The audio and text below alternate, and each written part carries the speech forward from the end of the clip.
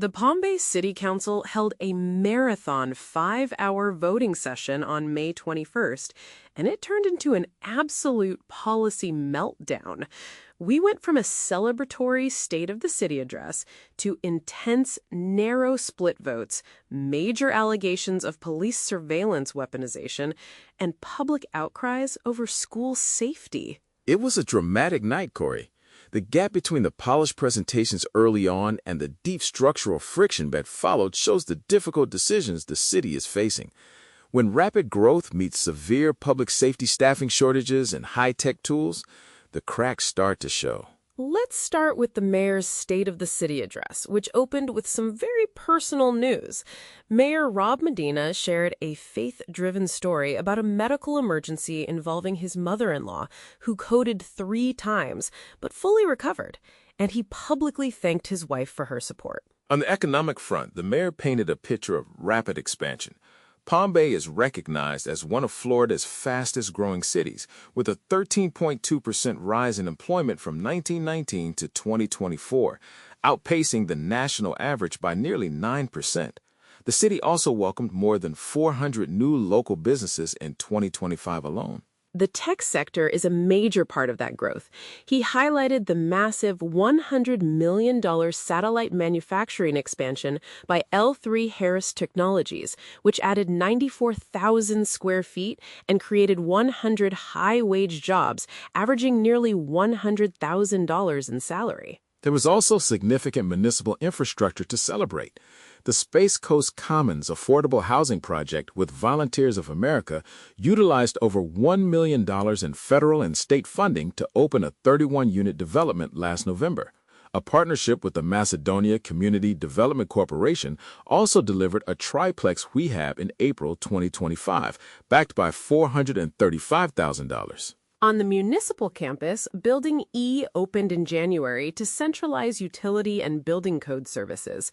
The mayor also noted that the Public Works Department paused the Go Roads pavement program to conduct a pavement condition index study, while design continues for widening Malabar Road, St. John's Heritage Parkway, and signal work on Babcock Street. Public safety was the final pillar of the address. The mayor detailed fire rescue expansions, including temporary Fire Station 9 at Babcock and Mariloma and the new Fire Station 7 prototype. The department responded to more than 20,000 calls in 2025 and is deploying advanced life support squad units funded by growth fees. In law enforcement, he welcomed Chief Jeff Spears, noted substantial crime reductions like a 13% decline in murders and a 36% drop in robberies, and praised the major case unit for securing 5 murder indictments in drug overdose cases by 2025. He also praised Flock safety cameras for helping locate a hit-and-run suspect. But immediately after that celebratory tone, the regular council meeting began and the atmosphere shifted completely. It did. The legislative temperature peaked during the quasi-judicial hearing on Resolution 2026-08. The City Council voted 3-2 to approve a conditional use permit for a major gas station and convenience store with a drive-through restaurant at the northwest corner of Emerson Drive Northwest and Glencoe Avenue Northwest. That narrow vote overrode a unanimous 7-0 denial issued just over 2 weeks prior by the city's own Planning and Zoning Board. Councilmen Chandler Langevin and Kenny Johnson pushed the approval forward, while Deputy Mayor Mike Jaffe and Councilman Mike Hammer voted against. Councilman Mike Hammer was visibly conflicted.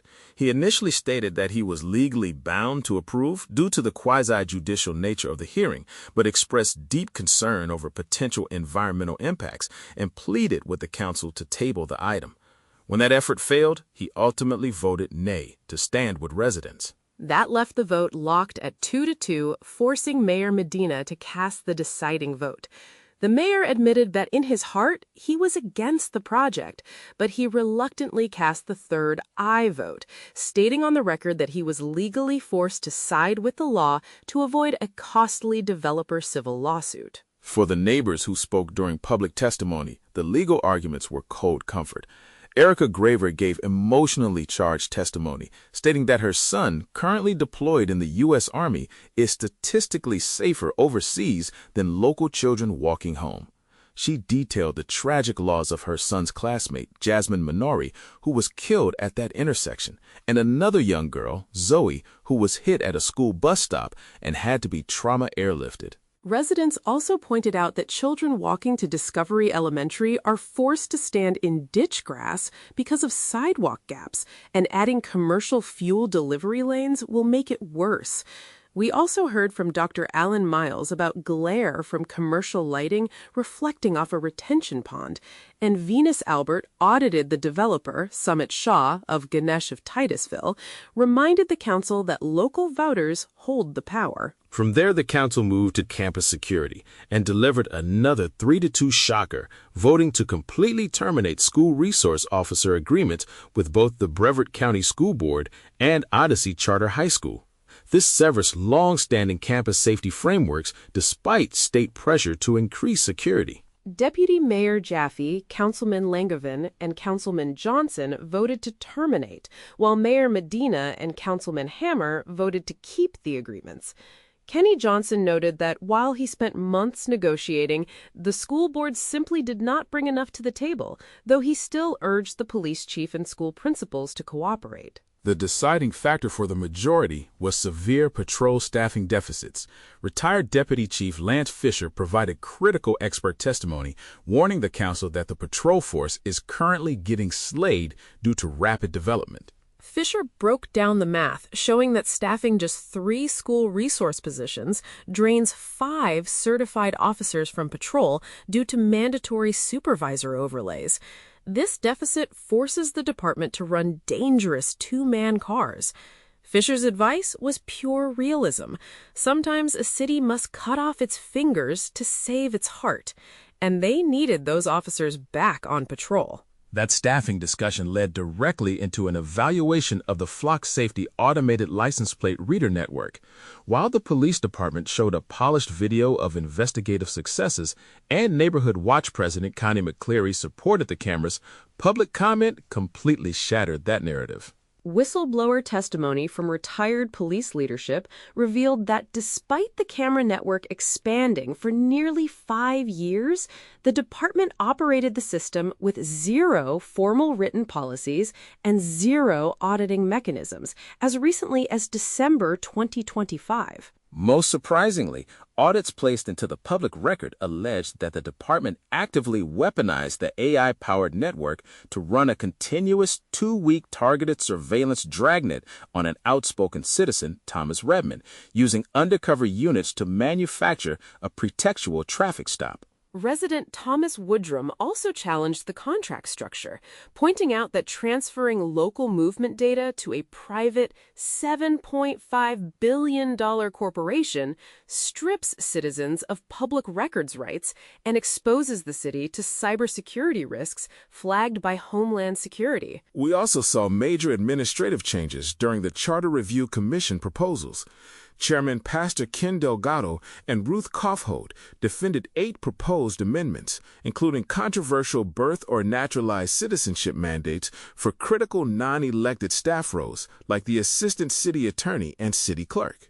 City Attorney Patricia Smith issued an explicit warning to the dais. She noted that forcing citizenship parameters onto non-elected municipal staff violates federal labor law and would trigger an automatic, unwinnable civil rights lawsuit. The council took her warning seriously, systematically voting down 7 of the 8 proposals, leaving only a minor technical measure about filling council vacancies for the ballot. Finally, we have to talk about the opening public comments, where resident Kellen Sellers brought binders of evidence alleging that the police department's General Crimes Unit covered up a student grooming case at Bayside High School. He alleged a detective closed the case on the day it opened by documenting a false claim that the parents didn't want to pursue charges. That delay kept digital forensics on hold for a year, forcing his daughter to walk past the office of the principal, Mrs. Cavazos, who is the suspect's wife. While Chief Spears recently reopened the case, the delay gave the suspect, Mrs. Cavazos' husband, Moses Cavazos, who has been removed, plenty of time to destroy electronic evidence. It was a heavy, contentious night that showed just how much pressure Palm Bay is under.